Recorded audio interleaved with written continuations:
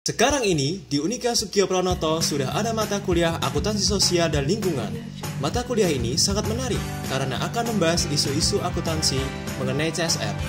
CSR merupakan singkatan dari Corporate Social Responsibility. Dosen pengampu mata kuliah ini adalah Bapak Profesor Dr. Andreas Lako dan juga Bapak Rantosi Humbing, SE MSI CSRS. Kedua dosen kami tersebut sudah sangat profesional dan mahir mengenai isu-isu akuntansi sosial dan lingkungan.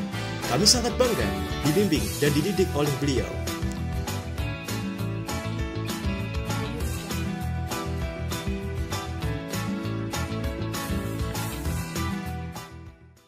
Selanjutnya, mari kita bahas mengenai akuntansi sosial dan lingkungan. Sebenarnya apa sih akuntansi sosial dan lingkungan itu? Akuntansi sosial dan lingkungan dapat dibagi menjadi dua, yaitu akuntansi sosial dan akuntansi lingkungan. Akuntansi sosial sendiri didefinisikan sebagai proses pengomunikasian dari dampak-dampak sosial dan lingkungan dari tindakan-tindakan ekonomi perusahaan untuk kepentingan kelompok tertentu. Sedangkan untuk akuntansi lingkungan sendiri itu didefinisikan sebagai suatu subarea dalam akuntansi yang berhubungan dengan aktivitas, metode, sistem pencatatan, analisa, dan dampak pelaporan informasi lingkungan terkait dengan dampak-dampak finansial dan ekologis dari suatu sistem ekonomi perusahaan. Kesimpulannya, akuntansi sosial dan lingkungan merupakan suatu proses pengukuran, pencatatan, pelaporan, dan pengungkapan informasi terkait efek-efek sosial dan lingkungan dari perlakuan ekonomi suatu perusahaan bagi kelompok-kelompok tertentu dalam masyarakat. Pada hakikatnya, akuntansi CSR merupakan perluasan dari akuntansi sosial dan akuntansi lingkungan. Lalu, apa itu CSR? CSR adalah suatu tindakan atau konsep yang dilakukan oleh perusahaan sebagai bentuk tanggung jawab mereka terhadap sosial atau lingkungan sekitar di mana perusahaan itu berada. Sedangkan definisi CSR menurut World Business Council adalah komitmen dari bisnis atau suatu perusahaan untuk berperilaku etis dan berkontribusi terhadap pembangunan ekonomi yang berkelanjutan untuk meningkatkan kualitas hidup karyawan dan masyarakat luas. Kemudian, mari kita bahas bagaimana konsep akuntansi CSR. Apa saja keuntungan akuntansi CSR? Dan yang terakhir, apa sih tujuan dari akuntansi CSR? Konsep dari akuntansi CSR adalah untuk meningkatkan jumlah informasi relevan yang dibuat bagi mereka yang memerlukan atau dapat menggunakannya. Keberhasilan akuntansi CSR tidak hanya tergantung pada ketepatan dalam menggolongkan semua biaya-biaya yang dibuat perusahaan. Akan tetapi, kemampuan dan keakuratan data akuntansi perusahaan dalam menekan dampak lingkungan yang ditimbulkan dari aktivitas perusahaan itu bertujuan penting untuk pengungkapan akuntansi CSR yang berkaitan dengan kegiatan-kegiatan konservasi lingkungan oleh perusahaan maupun organisasi lainnya, yakni mencangkup kepentingan organisasi publik dan perusahaan-perusahaan publik yang bersifat lokal. Pengungkapan ini penting terutama bagi para stakeholders untuk dipahami, dievaluasi, dan dianalisis sehingga dapat memberi dukungan bagi usaha mereka.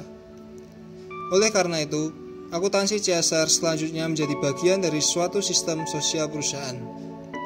Di samping itu, maksud dan tujuan dikembangkannya akuntansi CSR antara lain meliputi: yang pertama, akuntansi CSR merupakan sebuah alat manajemen lingkungan. Dan yang kedua, akuntansi CSR sebagai alat komunikasi dengan masyarakat. Sebagai alat untuk memanajemen lingkungan, akuntansi CSR digunakan untuk menilai keefektifan kegiatan konservasi berdasarkan ringkasan dan klasifikasi biaya konservasi lingkungan.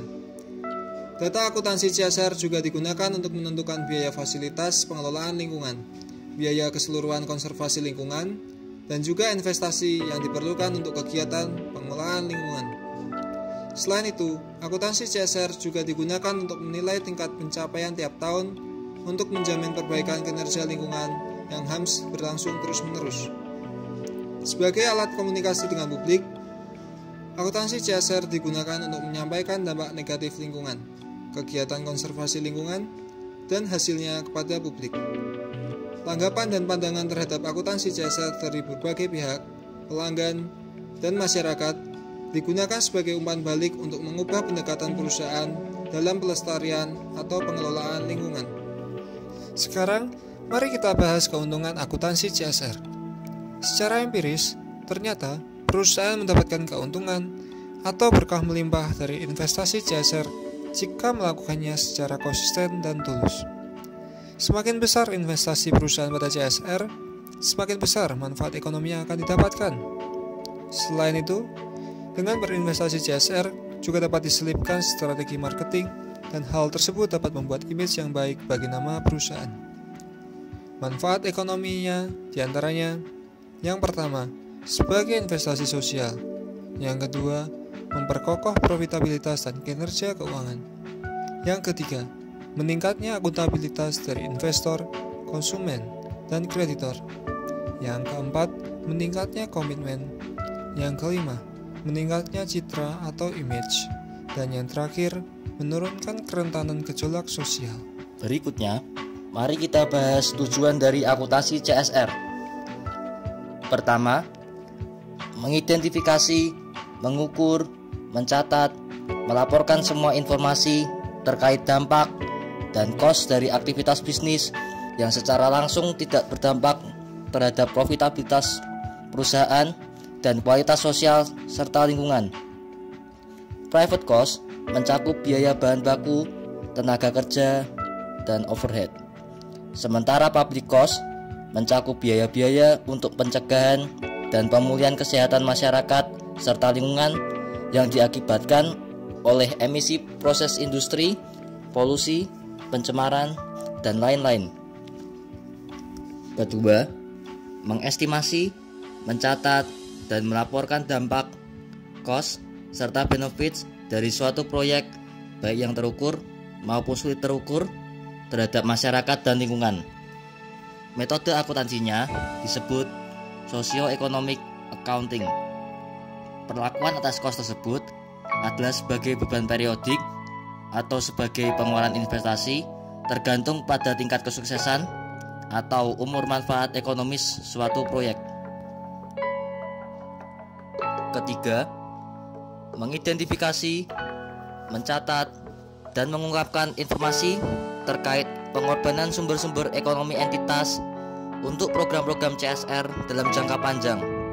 Sebagai contoh, investasi dalam teknologi yang ramah lingkungan, penghijauan dan kelestarian alam, beasiswa pendidikan, pelatihan dan pengembangan bagi masyarakat setempat, dan kemitraan bisnis dengan masyarakat sekitar.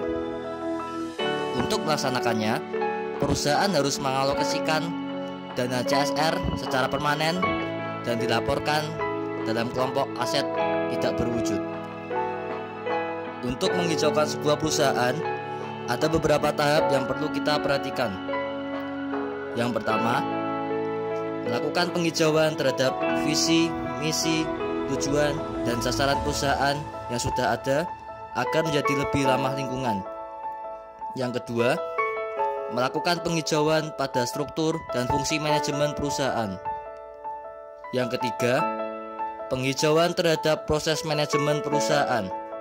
Dan yang keempat, penghijauan terhadap akuntabilitas perusahaan dan transparansi informasi. Setelah kita mengetahui konsep, keuntungan dan tujuan melakukan akuntansi CSR, serta bagaimana cara menghijaukan sebuah perusahaan, mari kita bahas mengenai perusahaan-perusahaan yang telah melakukan akuntansi CSR. Yang pertama adalah PLN, Perusahaan Listrik Negara. PLN telah berkomitmen menjadikan tenaga listrik sebagai media untuk meningkatkan kualitas kehidupan masyarakat, mengupayakan tenaga listrik menjadi pendorong kegiatan ekonomi, dan juga menjalankan kegiatan usaha yang berwawasan lingkungan. PLN bertekad menyelaraskan pengembangan ketiga aspek dalam penyediaan listrik, yaitu ekonomi, sosial, dan lingkungan. Untuk itu, PLN mengembangkan program Corporate Social Responsibility atau biasa disebut sebagai CSR sebagai wujud nyata dari tanggung jawab sosial perusahaan. Tanggung jawab sosial perusahaan PLN terdiri dari: yang pertama, menyusun dan melaksanakan kebijakan pemberdayaan masyarakat di lingkungan perusahaan sebagai bagian dari tanggung jawab sosial perusahaan dengan cara menjaga hubungan masyarakat, memberikan layanan masyarakat, dan juga pelestarian alam. Yang kedua, menyusun dan melaksanakan program kepedulian sosial perusahaan. Yang ketiga, menyusun dan melaksanakan program kemitraan sosial dan peningkatan citra perusahaan. Dan yang terakhir, memastikan tersedianya dan terlaksananya program pelestarian alam termasuk penghijauan dan juga upaya pengembangan citra perusahaan sesuai dengan prinsip Good Corporate Governance. Selain PLN, sebenarnya sudah banyak perusahaan yang telah melakukan CSR. Contoh lainnya seperti Sido Muncul yang telah melaksanakan mudik gratis, operasi katarak, pemeriksaan mata bagi siswa SD, promosi wisata Jateng, dana anak panti asuhan, dan yang terakhir melaksanakan program Go Green. Sehingga dapat disimpulkan bahwa CSR memiliki sangat banyak manfaat bagi pemerintahan, perusahaan, dan juga masyarakat. Manfaat bagi pemerintahan, yang pertama, terciptanya hubungan yang baik antara pemerintah dan juga perusahaan.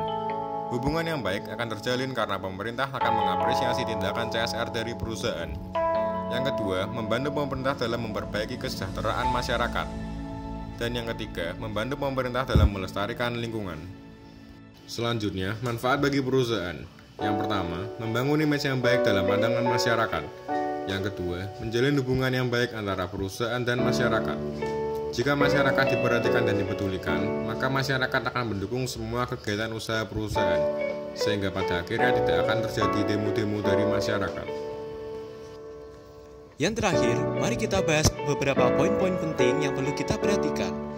Yang pertama, CSR merupakan bagian dari green business karena pada hakikatnya ketika kita menghijaukan sebuah bisnis, nantinya akan berdampak positif bagi lingkungan dan masyarakat. Kedua, sebelum melakukan CSR pada lingkungan masyarakat, kita harus menghijaukan perusahaan terlebih dahulu karena dengan demikian, hal tersebut akan membuat para investor berlomba-lomba berinvestasi pada perusahaan kita. Yang ketiga, CSR sesungguhnya sama seperti konsep tabur tuai atau memberi dan menerima.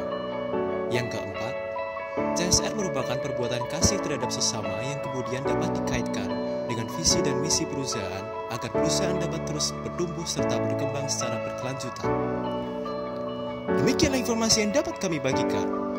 Seperti yang kita ketahui, ketika kita melakukan suatu tindakan dengan penuh usaha atau upaya dan disertai dengan berdoa, maka semuanya akan terwujud. Jadi, marilah kita berbuat baik atau beramal dengan melakukan CSR, karena Tuhan pasti akan membalas semua kebaikan tersebut dengan membuat perusahaan kita menjadi semakin sukses di kemudian hari. Sampai jumpa, God bless you.